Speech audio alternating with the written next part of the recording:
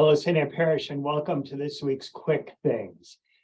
We feature this week an important conversation with Sister Lucy Nye, who you'll meet in a few moments, a sister who I met over several years in campus ministry, but then visited Sister Lucy and some other sisters who are involved in border ministry in Douglas, Arizona. And we'll talk a bit about that in my conversation with Sister Lucy, but a lot of important things to be aware of first. So I'm going to go through this quickly. So hopefully you can spend as much time as possible with the conversation with Sister Lucy.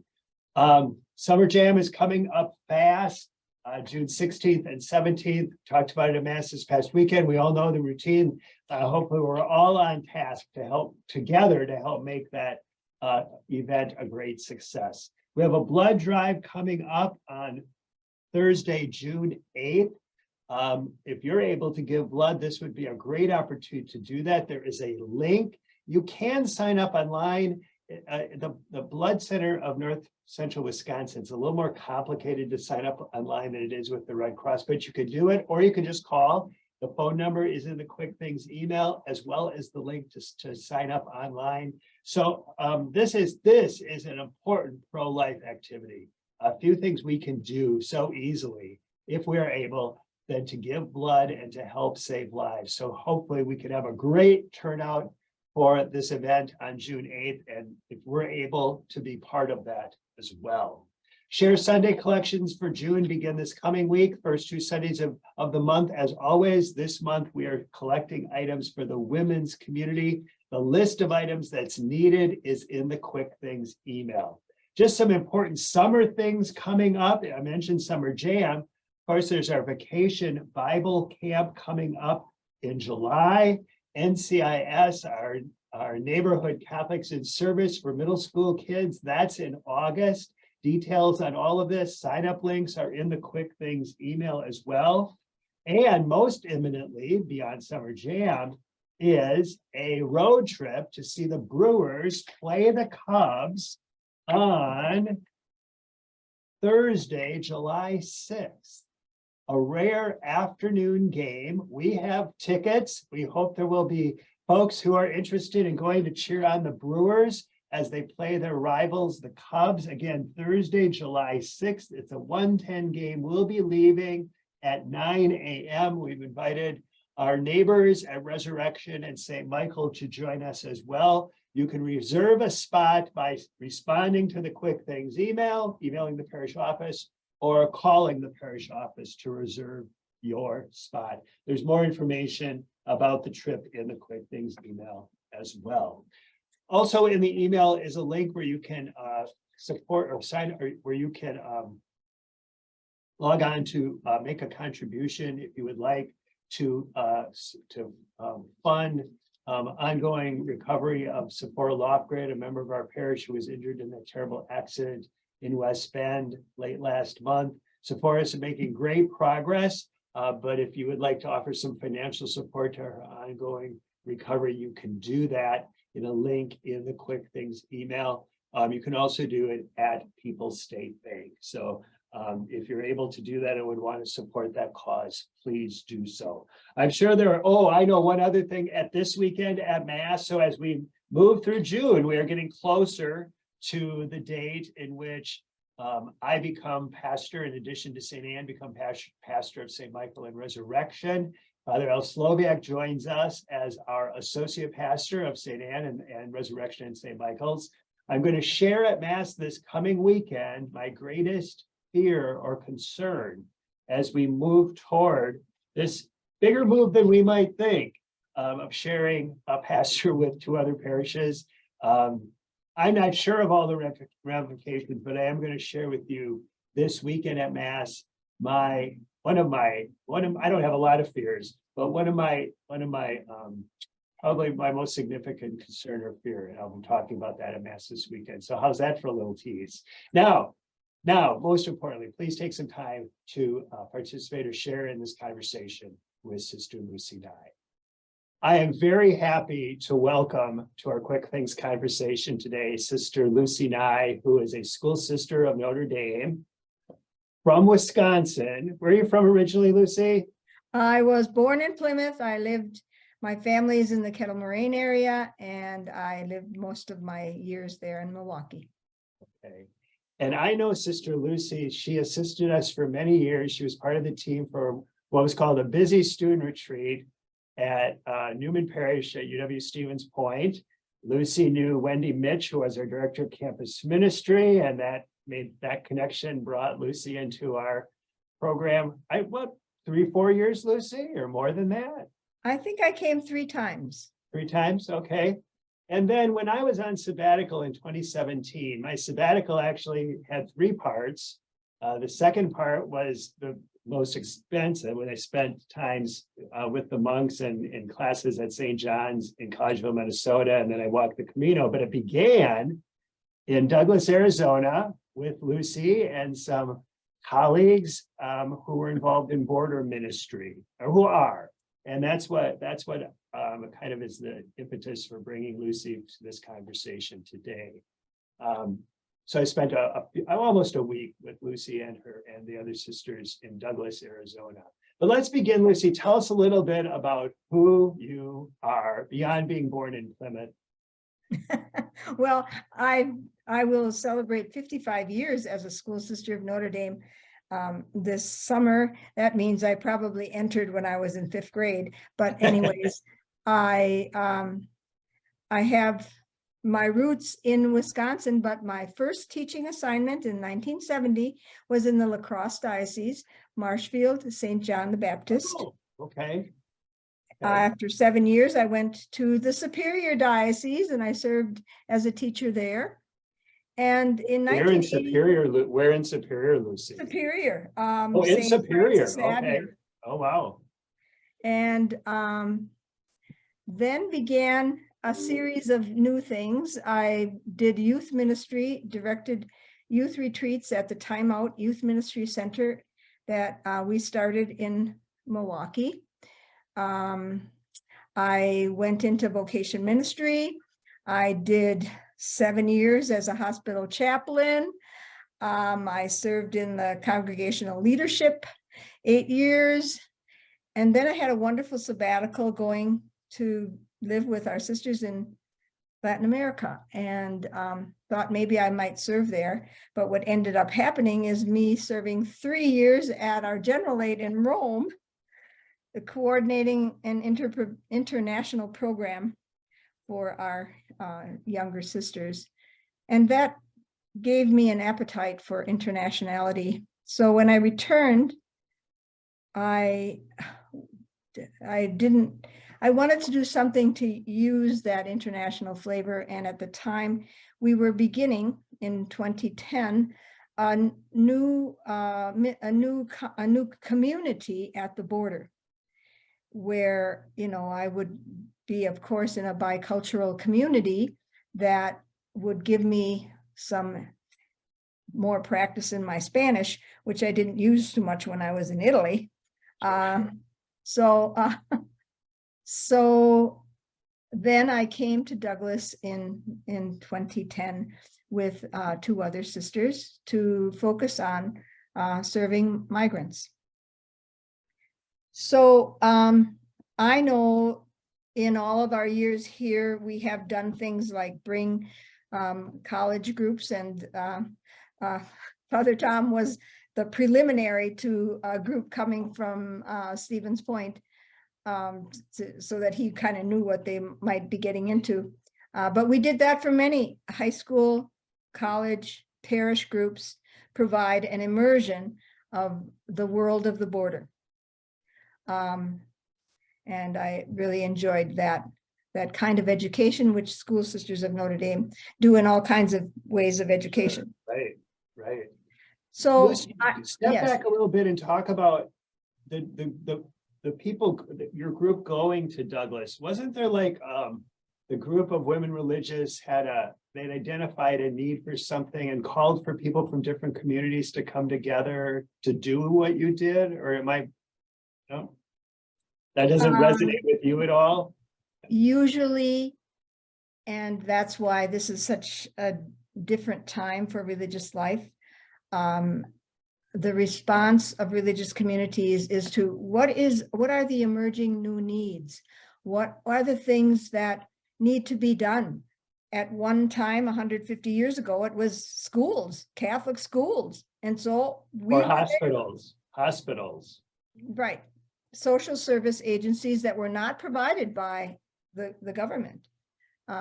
So, you know, then life changes and all of those kind of things morph into whatever, and Catholic schools are kind of like, or nuns in Catholic schools are far between, as we look to other places of unmet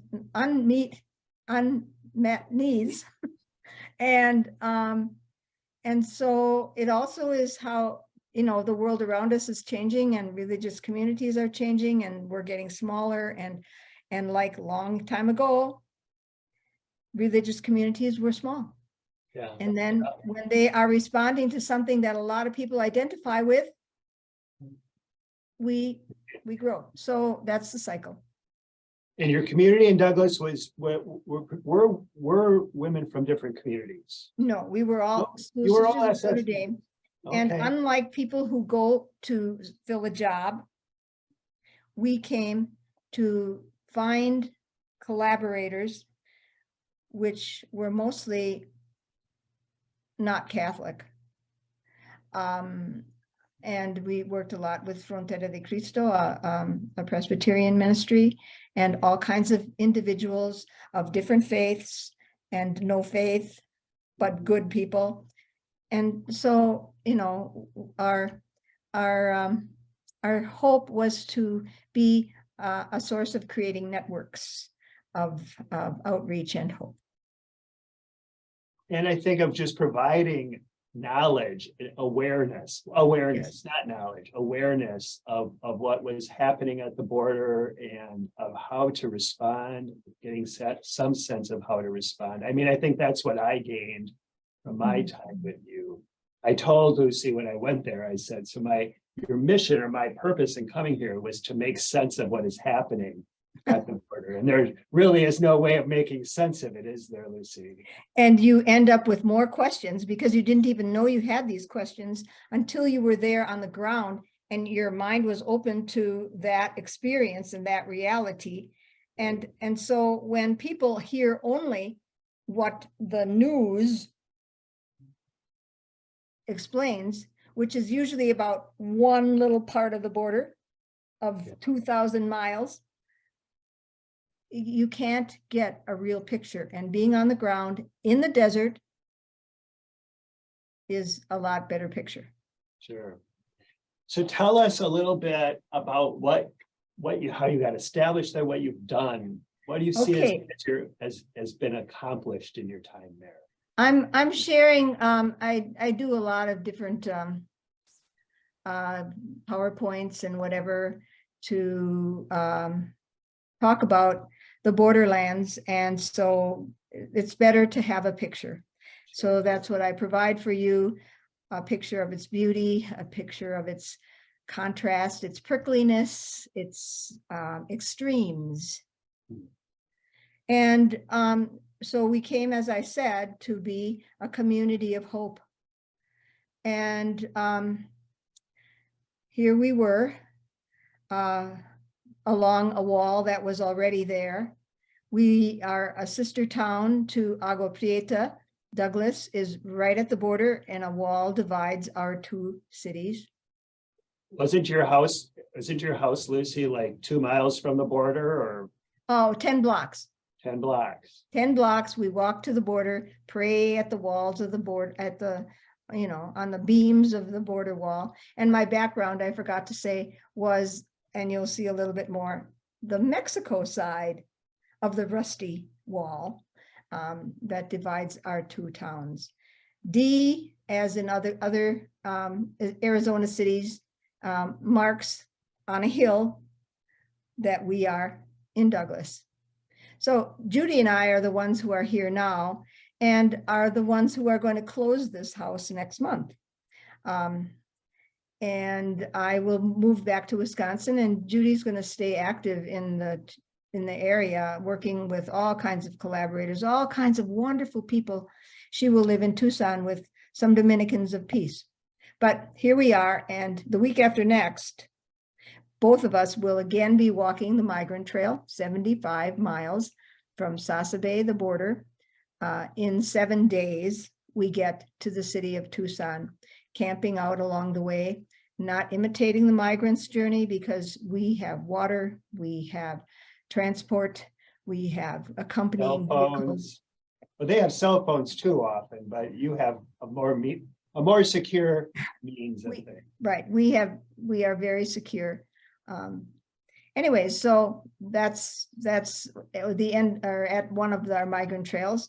This is looking down from a hill that Father Tom went on, and on the left you see what was the border wall at that time.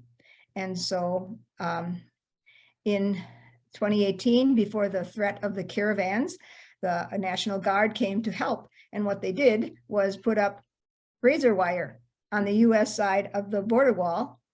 And then during the COVID years, the boom of building the wall, and the wall was built in mostly Arizona because that is public land.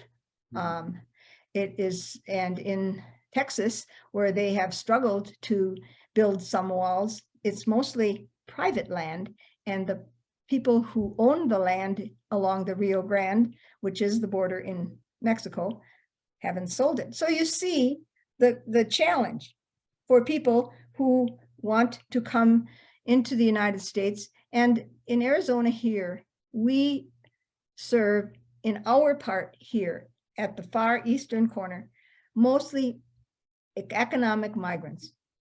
There was a time during the 2019, when asylum families did come and wait at the border. But we mostly serve economic migrants who do not have a legal path, and therefore come by crossing the border. And right now, the Arizona border is pretty much all marked with wall, and they have to climb over.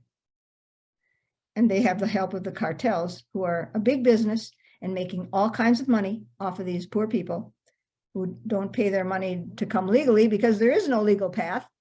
And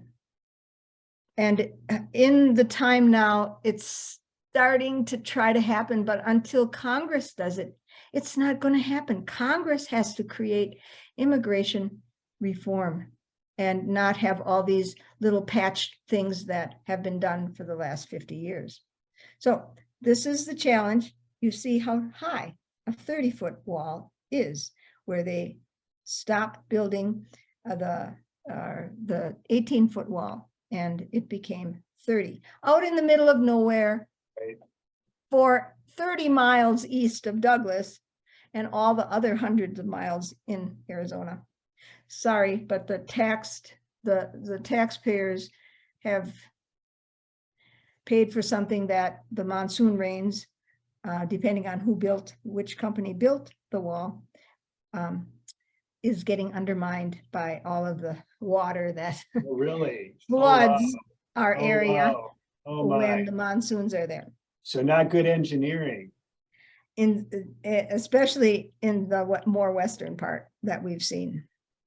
So on the Mexico side, as you see in my background, there are murals. I mean, Mexico having to look at this ugly wall isn't great. So they've provided groups what they need to build, to paint murals all along. These are just two of them. And for you to remember, from Wisconsin, you don't see the border and see its length. And this is where I am, Douglas, Arizona, at the eastern corner of Arizona. And then all of Texas is the Rio Grande River. So what does this wall look like? Well, in Nogales, a very hilly town, it looks like this.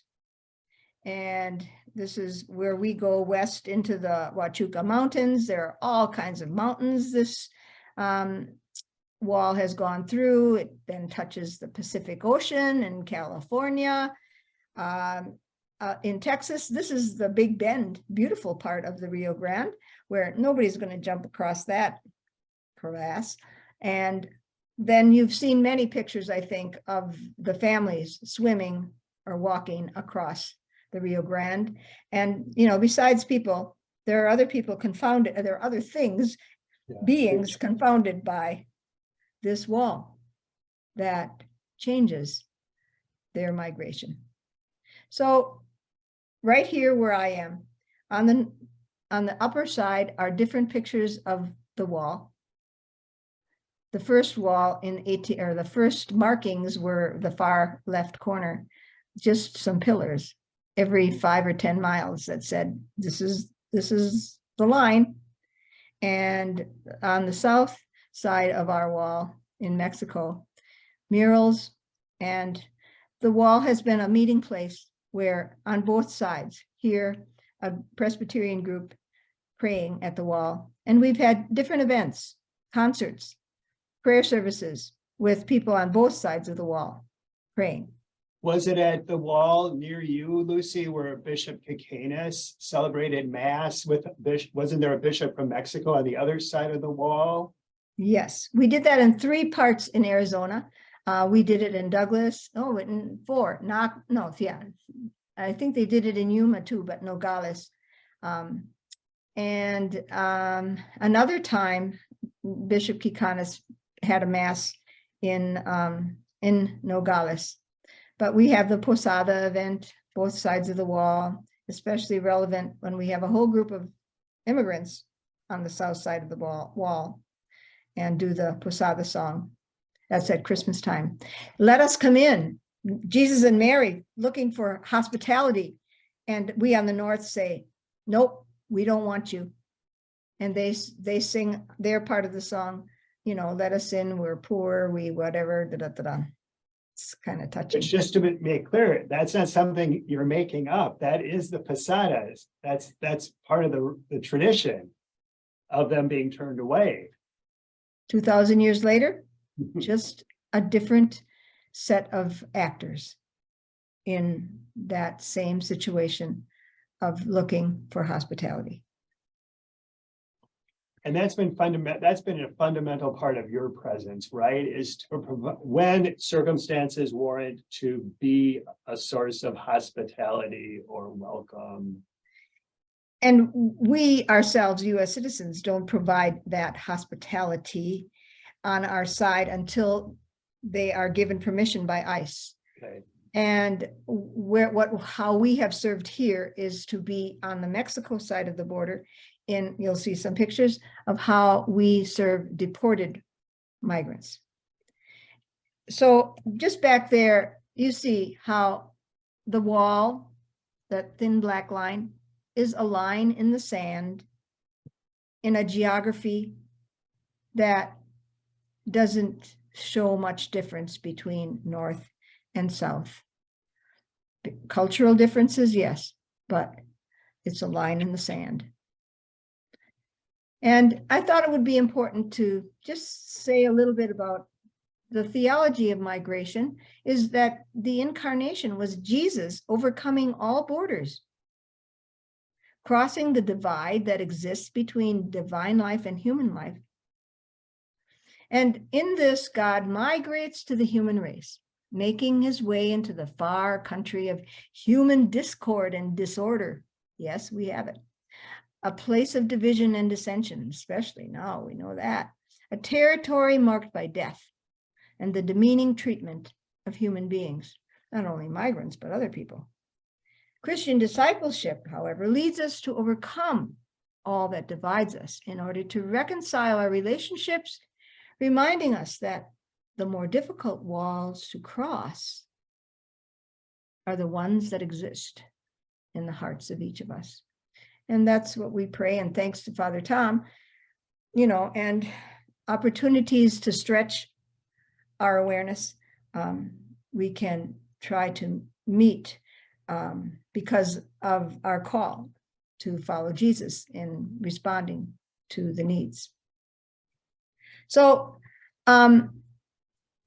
especially we have worked hard since the COVID time, when Title 42 was put in place, that made everyone who crossed into the desert, and only at a port of entry only US citizens for the first full year could enter. You had to have your citizenship, and even people who had visas and permissions to come into the United States, at least at our border, the Mexicans, they couldn't come in. So people wanting to work, wanting to reunite with family, came over the wall, through the desert, through whatever way they could. And so this is a bus bringing 50 people, unloading their stuff, sending them out the big walls at the Douglas Port of Entry and pointing them in the direction of Mexico. And they would arrive at the center in Mexico, right at the border. And we would be there in the freezing cold to help them with some food and any other things. The lost phones and they needed to call. So in the wintertime, we helped to get these heaters, and they built a little outside, this is COVID, outside little tent. And especially difficult would be the cold. Yes, it's very cold in the desert at night in the wintertime, to your surprise, maybe. And they would arrive from all kinds of other places where they would be dumped off. And since 2022, we have had those deportations all day long. So they would gather. That assistance is occurring on the Mexico side, correct? On the Mexico side.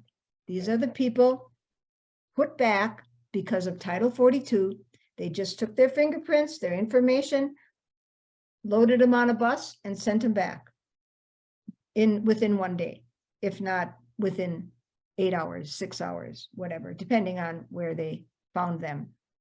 Yeah. So we feed and see if people need pills for their pains and aches, or maybe need to be sent to the hospital. Imagine, in the last 2 or 3 years, we have served over 65,000 migrants. With, in the summertime, this actually, somebody the other day had feet about this bad. Also, you walk for 5 days in sweaty socks. Right. Your feet can't take it. We have served at the Migrant Resource Center, many people. But when I first came to Douglas, the thing that I didn't know about was how people die. That was from Wisconsin. I never thought of that. But death in the desert is a great reality. And since COVID, it's been even more, because more people came because they could get dumped back. They could try 5 times, they could try 10 times.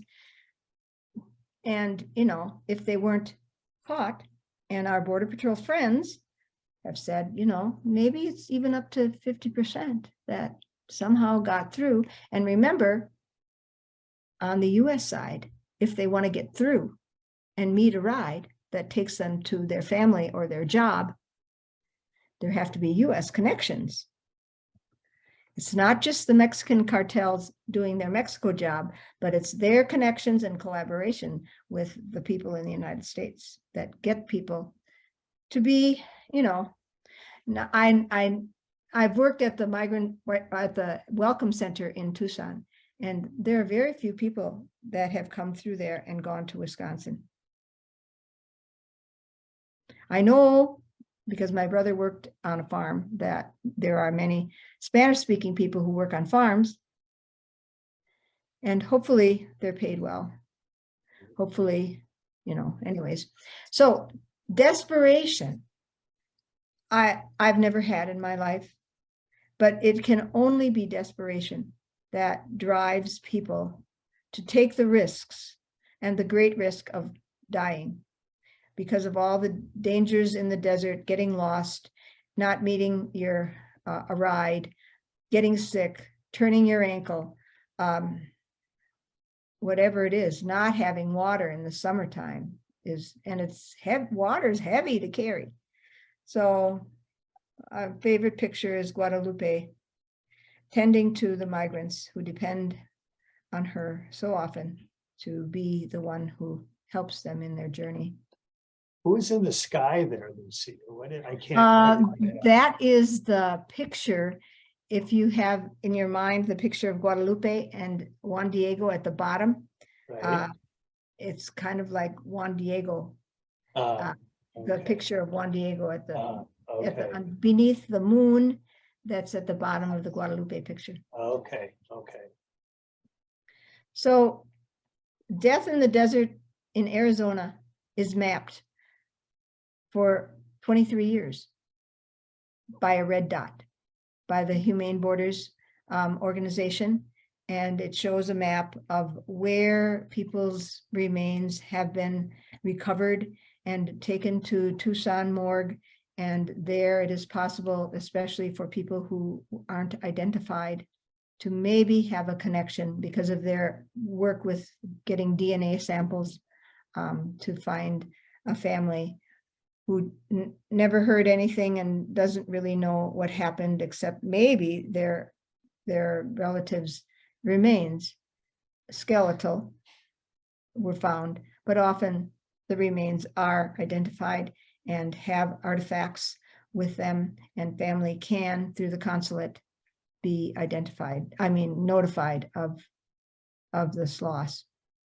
So Menominee Falls friends of mine, Chuck and Barbara Murphy, came as visitors also here, and they went with us on our pilgrimage of remembrance, which is a ceremony that Father Tom participated in, where we plant a cross out in that desert, near as possible where the remains, because it's GPS points, red dot, and we put a cross there and have a meaningful native style ceremony of remembrance. And on the left is the weekly, every Tuesday, 5:15 prayer to remember all those whose remains were found in our county, Southeast Arizona. And we do a public prayer of raising a cross with the names of people as we walk toward the border. So, Father Tom, I'm not quite exactly finished, and I'm not sure how much time has gone by here. People will stay and watch as long as they want to stay and watch, and they can always come back. That's the wonder of YouTube.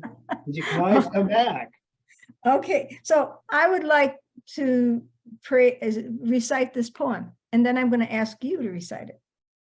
This poem by Brian Bilston on refugees. He says, "They have no need of our help, so do not tell me these haggard faces could belong to you or me. Should life have dealt a different hand, we need to see them for who they really are. Chancers and scroungers, layabouts and loungers with bombs up their sleeves, cutthroats and thieves, they are not welcome here. We should make them go back to where they came from. They cannot share our food, share our homes, share our countries. Instead, let us build a wall to keep them out. It is not okay to say, these are people just like us. A place should only belong to those who are born there. Do not be so stupid to think that the world could be looked at another way." And so, Father Tom, would you read each line from the bottom up another way? Sure, from the bottom up. The world cannot be looked at another way. Do not be so stupid to think that a place should only belong to those who are born there. These are people just like us. It is not okay to say, build a wall to keep them out. Instead, let us share our countries. Oh, you tricked me, Lucy. Instead, let us share our countries, share our homes, share our food. They cannot go back to where they came from. We should make them welcome here. They are not cutthroats and thieves with bombs up their sleeves, layabouts and loungers, chancers and scroungers. We need to see them for who they really are. Should life have dealt a different hand, these haggard faces could belong to you or me. So do not tell me they have no need of our help. Brian Bilston is a clever guy, isn't he? So the last line, the world can be looked at another way. And that's the challenge. That's the challenge of our world. What do you say though? Let me just push back. What do you say to those who will say, but some of them are chancers and scroungers and layabouts and loungers with bombs up their sleeves, cutthroats and thieves? The majority, the people that I have met, of course, the bad people are in every society, and we have many of them in ours that we have to deal with.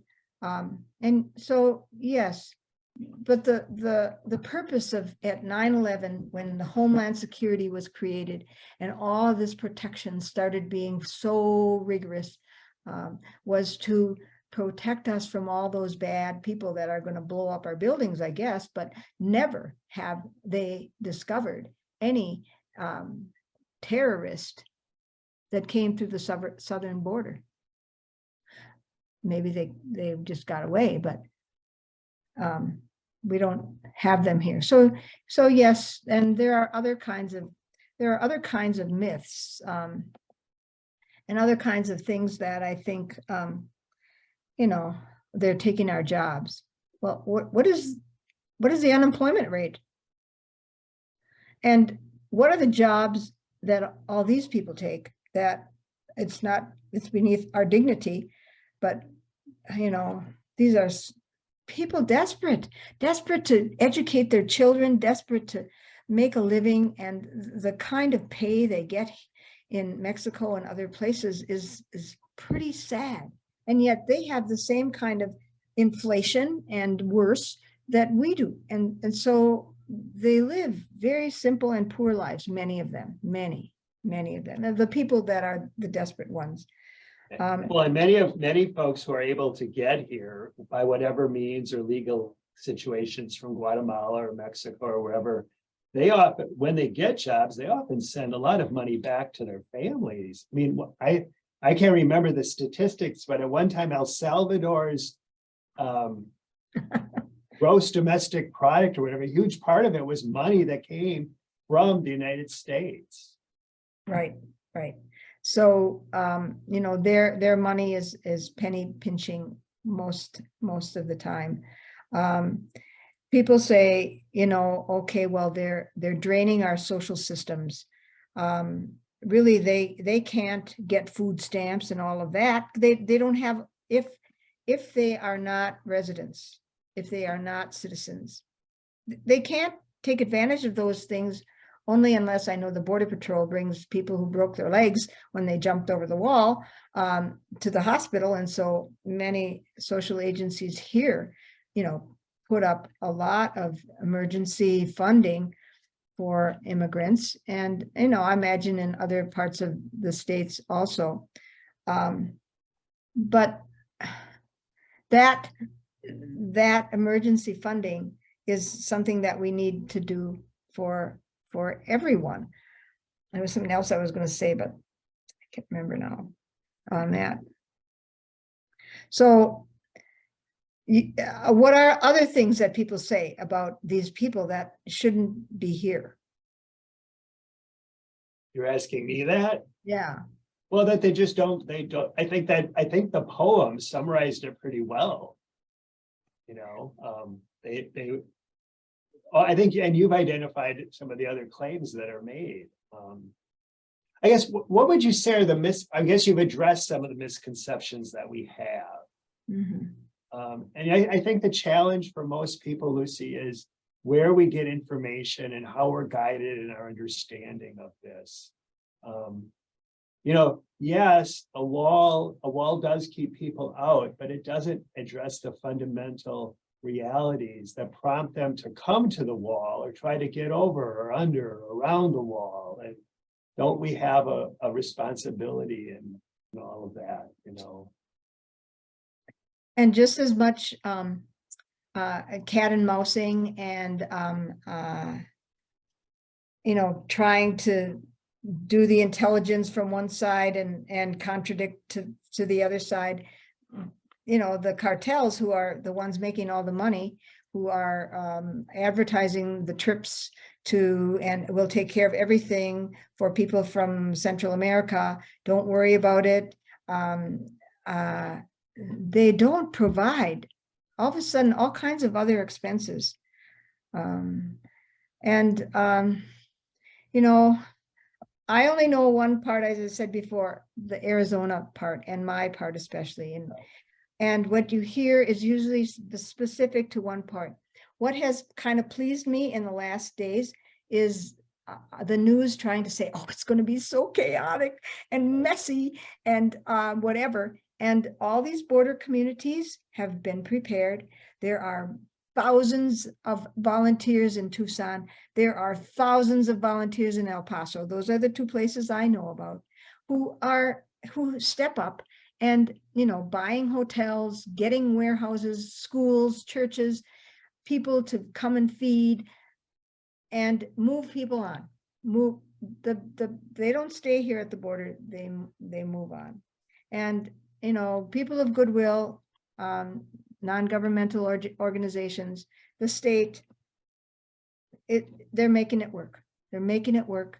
And these people who have release papers, permission to be in the United States, have not finished their asylum claim. They need to go to court. There needs to be a process. And until Congress makes a path that's easier, this is the way it's going to be. The judges are overwhelmed. There's not enough calendar space for all of these people to get their court hearings. And that's just the families. And people coming now from Africa, from India, from Eastern Europe, many people more than just Spanish speakers. Yeah. The other, I was working at the Casalita Center, and I had people who spoke Arabic, who spoke Hindi. I didn't have any Punjabi, but you get your Google Translator out and ask them the intake questions, and it gets done. Yeah, yeah. Wow. So you've also you communicate with the ICE, Immigration Customs, the Border Patrol people a little bit, no? Well, the Border Patrol, but you know, the head people in charge of the welcome centers, they are the ones who are communicated to in order to facilitate, you know, okay, there's a bus of 50 coming in from Nogales. There's a bus of, you know, so many coming from Douglas at the welcome center. It's, you know, they can only communicate so much. I asked that just because I had read an article recently about how emotionally challenging or traumatizing this is for some of those people to do the work they're supposed to do. But, you know, to not be a judge, to not decide on myself the worthiness of someone's story. right. So as you wrap up your time there, what would you identify as what have been the greatest challenges, but also then what have been the greatest joys or causes of satisfaction? Well, the joy and the satisfaction is really having met, you know, beautiful people that were strangers that could trust you, either on the Mexico side as we listened to their woes of how maybe they were treated or, you know, their injuries that make them have to go back. And if they cross so many times now, then they have a 5-year ban, or they have a 10-year ban, or they came from detention, or, you know, all kinds of difficulties of facing a family who paid all kinds of money to get them there. And now it's the embarrassment of failure. And you know, fathers and mothers, and, you know, real people, not just numbers. they're just people that, I've met and I, have a very brief knowledge of. So that's kind of the challenge, that it's your presence. A kind of presence. The satisfaction is being present to them.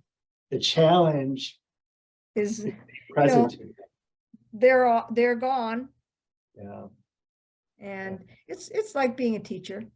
Do your thing for 1 year, make mistakes, do your best, try to be individual to each person there and that you're serving, and then they go on with the rest of their life.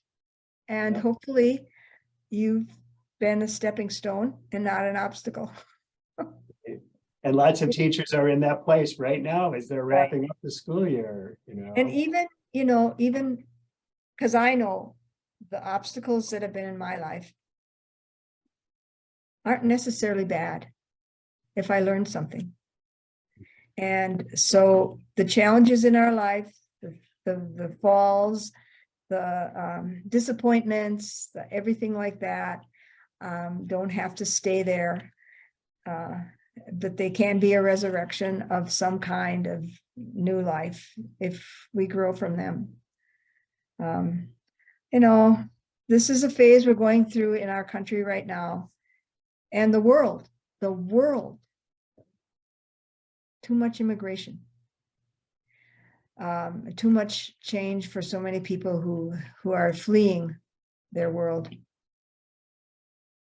So many people needing or feeling the need, the compulsion to leave where they are, not that they want to. I mean, we've just welcomed some refugees, or we are welcoming refugees to central Wisconsin.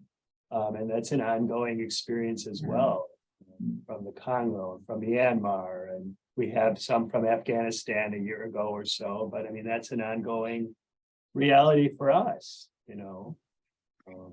And to understand their dilemma in wanting to integrate and, become, smooth into another world, but how dear to their hearts is everything that's really part of who they are and where they've come from. And so to understand when they like to talk to somebody in their own language, when they want to eat their own food, and to make accommodations and to really understand that transition. And just to remember too, that fundamentally they would prefer, all things being equal, they would prefer to be home. That's why if there can be a way for people to come and work just for a time, earn enough money, help our economy, and then go back home, make it easy to go back and forth, not Right. and make it, an illegal process. Lucy, we probably should end this extended quick things conversation. Because I have lots of people who look at the time on these videos and say, that wasn't very quick, Father Tom. But I think it's a very, very wonderful, helpful, important for us to have this opportunity to share of your experience and your insight on this, Lucy. So thank you very much. So what happens to you now? You're coming back to Wisconsin in June, and then what? Well, let me put up my feet for a while and, be with my family a little bit more than I have been in the last 13 years. And there will be many opportunities for me to engage in both Spanish speaking culture, if I can, try to keep up my Spanish a little bit, as well as I've done a lot of ministry in the prison in these years, and I want to stay connected to that very valuable outreach. So And watching that PowerPoint, I thought, wow, maybe we should bring Sister Lucy to Wausau sometime and actually be in person. Hey, I'm getting old. Wausau isn't far from Milwaukee, though. But, yeah, that's right. Yeah, that's right. But, well, yeah, Sister Lucy, stay connected. I'll be living in the back half of a parish office where the rectory used to be, but now it's a convent. In Milwaukee? Yes. Okay. Well, Lucy, thank you very much for your witness, for these many years of dedicated ministry to the church and to the people of God and to lots of other people too. Thank you for your time with us today as well. Thank you for the invitation, because I know it's important to get some real fresh and, alternative news, if you want to call it that. And I will send you a couple links to things that if people want a little bit more, they can. Good, great, for sure. We'll include those in the email. Lucy, thank you very much. God bless you. Safe Thank you. travels.